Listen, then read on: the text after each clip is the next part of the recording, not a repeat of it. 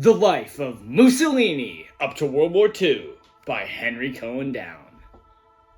Benito Amilcare Andrea Mussolini was born on July 29th of 1883 in Predappio, Italy. His mother was named Rosa Maltoni and his father Alessandro Mussolini.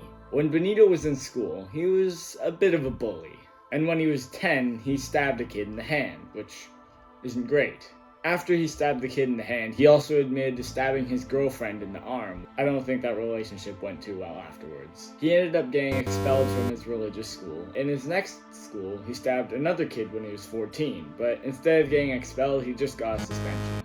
At church, he would pinch the people sitting around him because he thought it was funny. He also led some gangs around town that raided local farmsteads. Oh yeah, I forgot to mention, at this point in life, he already knew how to wield a sword. Obviously. Mussolini went to Switzerland for 2 years, from 1902 to 1904, and while he was there, he wrote in different socialist newspapers. Which leads me into Part 2! Government/Party. Mussolini's first name, Benito, is named after a leftist, and his two middle names, Amilcare and Andrea, are named after socialists. Mussolini's father was a socialist, which meant Mussolini was also a socialist. And like I said before, Mussolini moved to Switzerland for 2 years, between 1902 and 1904, to write in socialist newspapers there. When he returned from Switzerland, he joined the Italian army for 2 years. While he was in the army, he wrote and gave speeches about Karl Marx, and criticized patriotism. Later on, after being in the army for a bit, he went back to writing and editing. Mussolini became the editor for the official Socialist Party newspaper in Italy. When World War I started in 1914, Mussolini fought in the front lines during the war, but due to his support in World War I, he was expelled from the Socialist Party. Womp womp. So, in 1919, Mussolini started the Fascist movement, which then became to be known as the Fascist Party. Part 3! Becoming a leader. Fascist parties are often led by one person, or a very small group of people. And in this case, it was led by Mussolini, because he was the one who started the party, so it made sense.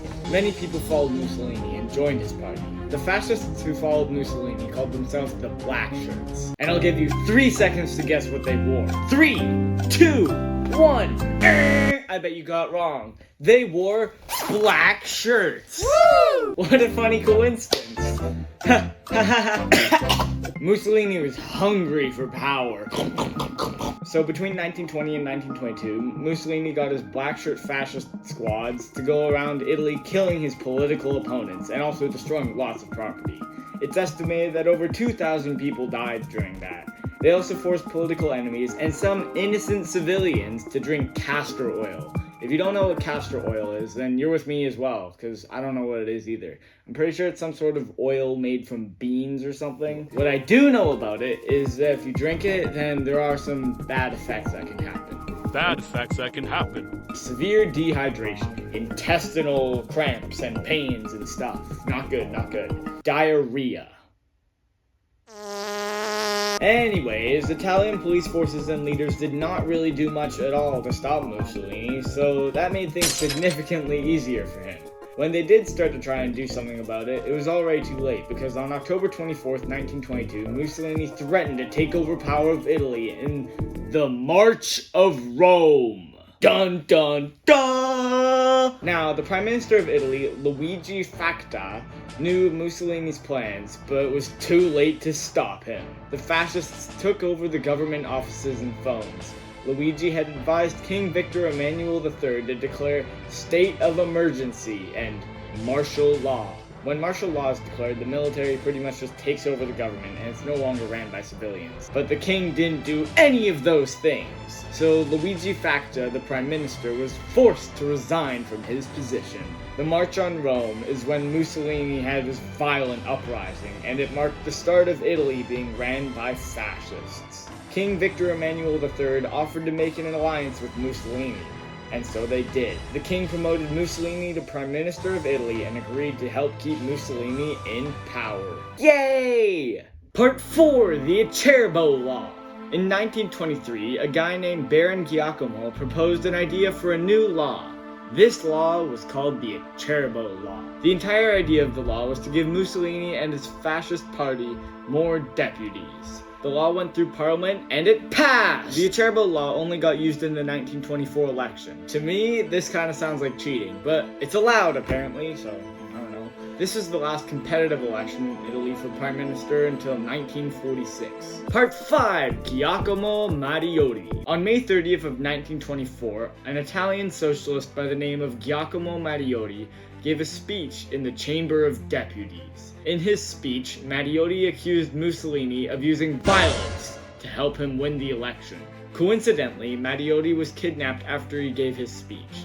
The news that he was gone had quickly spread, and everyone blamed Mussolini for this kidnapping. The public protested Mussolini for murder. Mussolini didn't have the public in his favor anymore.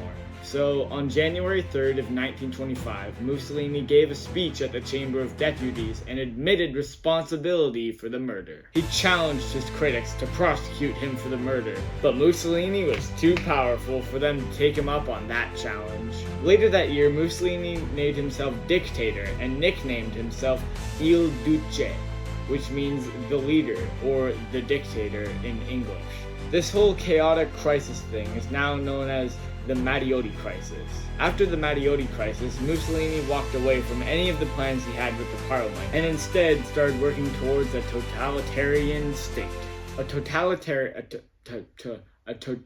totalitarian state is when the government has full control over your life and you get zero freedom at all whatsoever. How fun! Part 6. The invasion of Ethiopia. On October 3rd of 1935, Mussolini invaded Ethiopia because he wanted Italy to be more like the ancient Roman Empire. But he believed that in order for that to happen, they would need to expand Italy. Mussolini chose Ethiopia to attack because it was one of the few independent nations in Africa at this time. Ethiopia was the perfect victim. The fascists had many different types of weapons in this battle, such as guns. Thousands of black men and women that had been trained in the military flew from the US to Ethiopia to assist them in the war. The war ended on May 5th of 1936, with the Italians coming out as victorious! Though the Italians won the war, they also lost a lot of resources, so that meant they'll need to rely more on Germany. This war between Italy and Ethiopia is often thought of as one of the sparks for World War II. Part 7. The startup of World War II.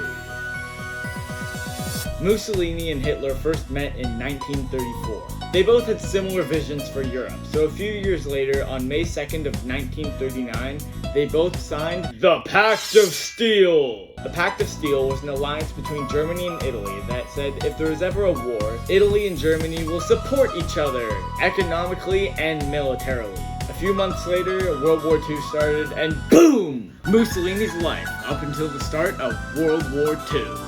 Thanks for watching.